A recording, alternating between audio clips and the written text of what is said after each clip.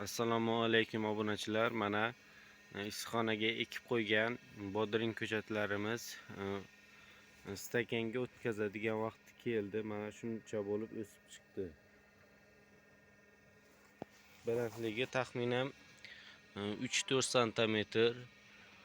Bularni endi stakanga o'tkazamiz. Bularni birma-bir olib mana bu yerda tuproq elashni boshlab yuborganmiz. Mana shunday mayda qilib yaxshilab tuproqni elab olamiz. Bunga biohumus o'g'itini solamiz.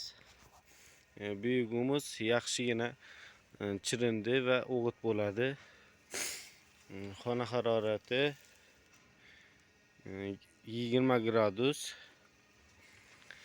Mana bularda ham shunday tuproqlar bor. Bularni barchasini biohumus bilan aralashtirib stakanlarga solamiz. Stakanlarga solingach, bularni olib mana shunday tagidan olsak bo'lgani mana. O'zi chiqadi, yumshoqqina tagi. Shunday olib stakanlarga o'tkazib ekamiz. Bugun bu urug'lar ekilganiga ro'ppa-rosa bir hafta bo'ldi. Bir haftada mana stakanga o'tkazadigan vaqti keldi.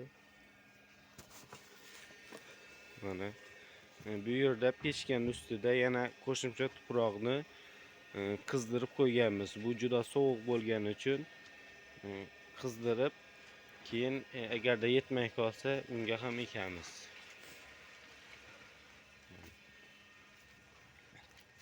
Savollar bo'lsa izohlarga yozib qoldiring, albatta javob beraman. Kanalga obuna bo'lib like bosishni ham unutmang.